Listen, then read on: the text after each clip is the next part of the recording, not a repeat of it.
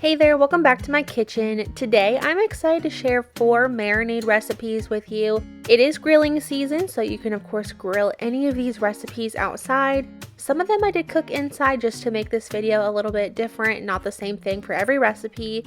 And I'm also going to show you what side dishes I made to go along with these. Starting off, we're going to go ahead and marinate some pork chops, make a side salad, and some macaroni and cheese. So to begin, this is early in the morning, I'm making my pork chop marinade. In this bag I have 4 pork chops, 1 teaspoon of onion powder, 1 teaspoon of oregano, a 1/4 teaspoon of salt and pepper, a 1/4 cup of olive oil, a 1/4 cup of lemon juice, a 1/4 cup of soy sauce. I did use the low sodium soy sauce. 2 tablespoons of brown sugar, and that's all you need for this one. I'm going to seal up my bag, squeeze all the air out, and then get this mixed together really well. After getting this all mixed together, this is going to go in my refrigerator until I'm ready to cook it, and that was about 6 hours for me.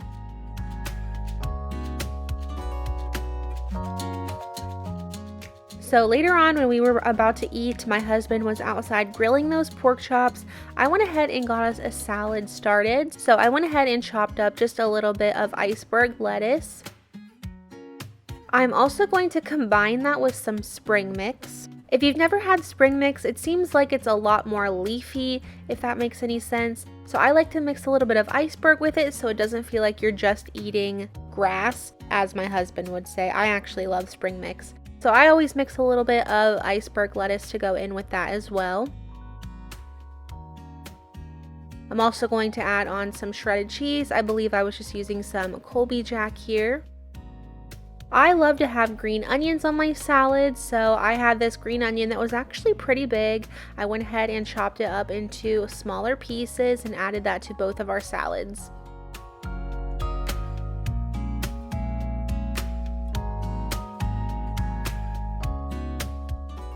Next, I'm just chopping up half of a Roma tomato. My husband does not like tomato on his salad. However, I love it, so I'm going to add that to mine. Last but not least, I always keep hard-boiled eggs in my fridge for just like an easy snack or a lunch item. So I went ahead and chopped 2 of those up. And my husband, again, doesn't like hard-boiled eggs on his salad, but it is my favorite. So I'm just adding those straight to mine. Here's what the pork chops looked like on the grill. My husband grilled those for me outside. He said he cooked them over the higher heat for about 3 to 4 minutes per side and then moved them over to the lower heat side of his grill until they hit a safe temperature. Here's what my finished plate looked like. I just had my pork chop here, which turned out so good. We love the flavor of these, as well as my salad. I did add some ranch dressing to that. I did make a Knorr pasta side. This one was sort of similar to a macaroni and cheese. It was really good. Next, we're going to make a grilled pork tenderloin along with some foil packets. If you've never had a foil packet before, they're great when you go camping. But anyways, let's go ahead and get this marinade started. I have 2 pork tenderloins here. If you buy them from the store in the package, usually they come in a pack of 2. I just went ahead and cooked both of them since I thawed both of them out by accident. Now into the bag, I'm adding 2 tablespoons of minced garlic, a 1/2 cup of apple cider vinegar, 2 tablespoons of Dijon mustard, 3 tablespoons of honey, 1 teaspoon of chili powder, a 1/2 teaspoon of black pepper and salt, a 1/4 cup of olive oil, and then I'm going to get this all mixed together. Make sure you remove all the air from the bag, get it combined really good, and then this is going to go into the refrigerator. I did make mine pretty early in the morning, so this actually sat in my refrigerator for around 7 hours. About 1 hour before grilling, I did pull this out of the refrigerator and sat it on the counter so it could come to room temperature before grilling. Now to get started on our foil packs, you can basically cut up any vegetables you want for your foil packs. So today I'm using some grape tomatoes, mushrooms, green pepper, zucchini, red onion, and a little bit of potatoes. And I also actually had some broccoli that was in the sink. I was soaking it.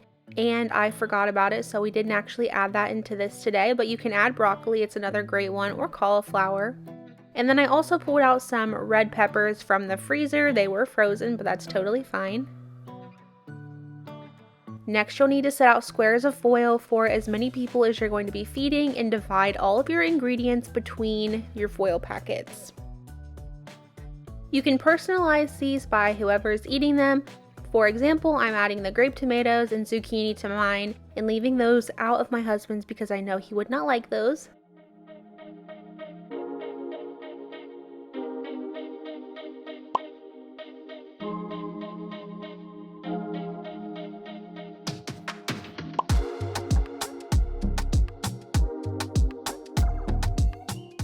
Now over top of all of your veggies, you can add whatever seasonings you want. I prefer to use this Parmesan Ranch seasoning. It is my favorite. I just sprinkle those pretty heavily with that, along with a little bit of garlic powder because you just can't go wrong with garlic powder. And then over top of everything, you're gonna add a hefty amount of Italian seasoning. You don't have to use Italian seasoning if you don't want to. Really helps this from sticking to the foil, and also it does give it really good flavor. I just get in there with my hands and mix that up and then fold that foil up as tight as I can around all of those veggies. And then you're going to need to get a second piece of foil and you're going to wrap this the opposite direction this time. This is just going to help keep in all the juices and make sure that steam doesn't escape because you want that steam in there to help cook all your veggies. Once I get it wrapped up, I usually just use my finger to make the letter of our name on the front. That way we know which is which. Here is my husband grilling the pork tenderloin. He said that he cooked this for about 6 minutes per side and then moved it over to the cooler area. That way it could sit until it hit an internal temperature of at least 135 degrees. But I always make him cook it a little bit more than that just because it freaks me out, but that's just me. You don't have to do that. And then for the foil packets, he cooks those for a while, probably about 15 minutes per side because you want to make sure those potatoes get nice and tender. Our grill is dusty on the outside. I'm sure you probably can tell that we live in a very dusty area. But I promise you the inside is cleaned by my husband every time before we cook. After pulling the pork tenderloins off the grill, we do let them rest for an additional 10 minutes and then we slice into them, and they're usually so perfect, but they are very moist, so good. Melt in your mouth, delicious. I love cooking these on the grill.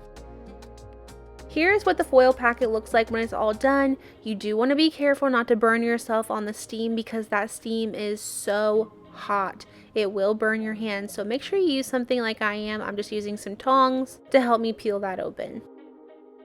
On top of all my veggies, I am going to just add on some shredded cheese. I'm using some Colby Jack today just because that's what I had on hand, but you can use mild cheddar, that's really good on there, or sharp cheddar. I just close the packet back up just a little bit so that steam can help melt the cheese, and then this is what it'll all look like when it's all done. Here is my pork tenderloin. It was so delicious. We ate that up. Had a little bit of leftovers, but we ate it the next day. And then here's my foil packet. This will definitely fill you up. Sometimes we add chicken in here and then just have all of our dinner in one, but today we did it a little differently. Made that pork tenderloin and these on the side, and they were delicious.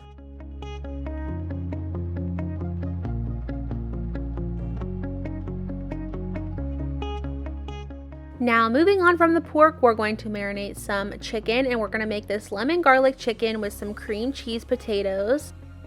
First off, I have 2 chicken breasts in this bag. I am squeezing in half of a large lemon. If you have a small lemon, I would just use the entire thing.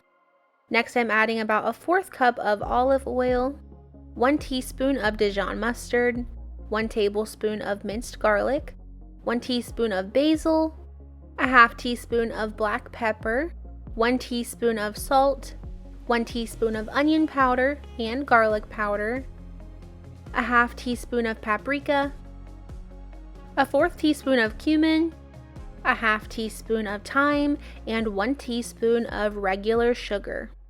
After adding everything in, I'm going to remove the air from the bag and get this mixed together really well. This is going into my refrigerator, only for about 2 hours.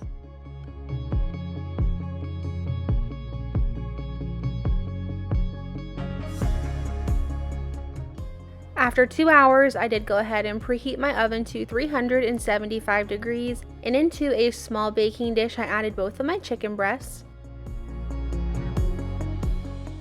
I spread them out in the dish, and then these went into the oven, and they baked for about 20 to 25 minutes until they were cooked all the way through.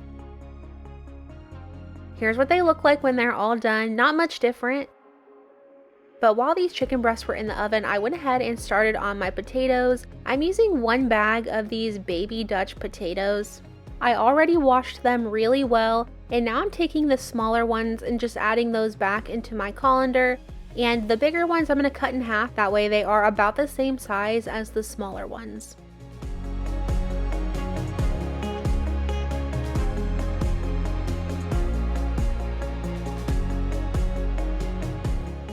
Once those are all cut up, I'm taking them straight over to my boiling water, adding those in. I did add a little bit of salt into this water as well. And these are going to cook until they are fork tender. That took about 10, maybe 12 minutes for me. When your potatoes are almost finished cooking, you can go ahead and start in on your sauce. In this bowl, I'm melting 3 tablespoons of unsalted butter with 3 ounces of cream cheese. You'll just microwave that and mix it together until it becomes this smooth cream sauce. Once the potatoes are done, go ahead and drain those off and add in that cream sauce.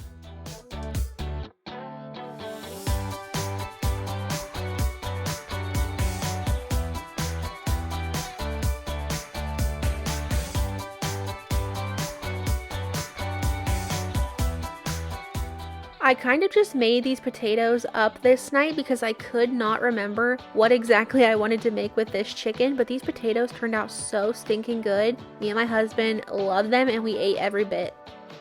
Next, I'm just adding some salt and pepper to taste, along with probably about 1/4 to 1/2 teaspoon of garlic powder and 1/2 teaspoon of parsley. And I'm also adding in just a handful of shredded Parmesan cheese.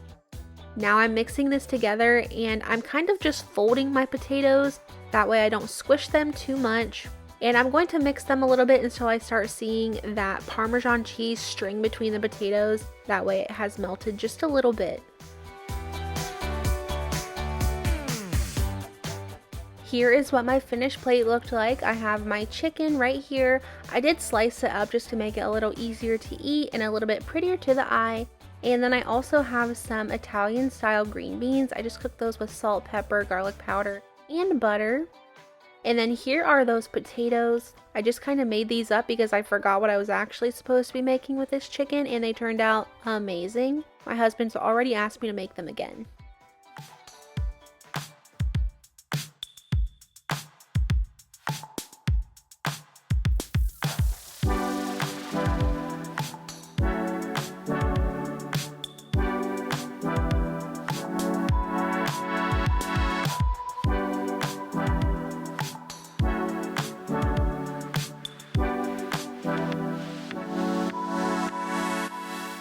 And last but not least, we are making a taco chicken marinade. To start, I went ahead and just cut up my chicken a little bit. I had 1 smaller chicken breast and then 1 really thick one, so I went ahead and sliced that thicker one in half to make 3 chicken breasts. Into my bag, I'm going to add those chicken breasts. I'm also adding in about 1/4 cup of olive oil, about 1/4 cup of lime juice, 1 heaping tablespoon of minced garlic, and then for my seasonings, I'm adding in 1 teaspoon of cumin, 1.5 teaspoons of salt,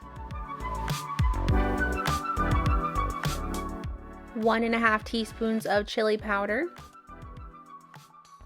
1 teaspoon of onion powder, 1 teaspoon of paprika, 1 teaspoon of oregano, and about 1 teaspoon of black pepper. After adding all those in, I just removed my bag from my stand, removed all the air from the bag, and then I mixed it together really well.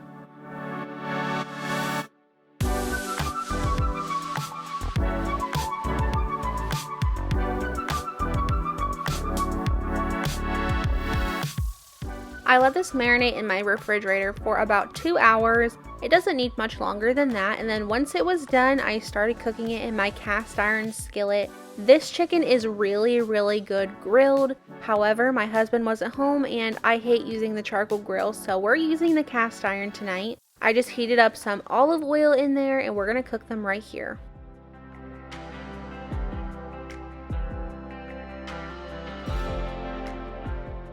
I just cooked these on a medium-high heat for about 4 to 5 minutes per side. The smaller one definitely got done a lot sooner than the thicker ones.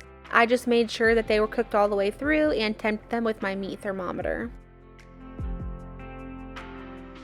I let my chicken rest for about 10 minutes before cutting into it. I'm just slicing it and then chopping it into smaller bite-sized pieces.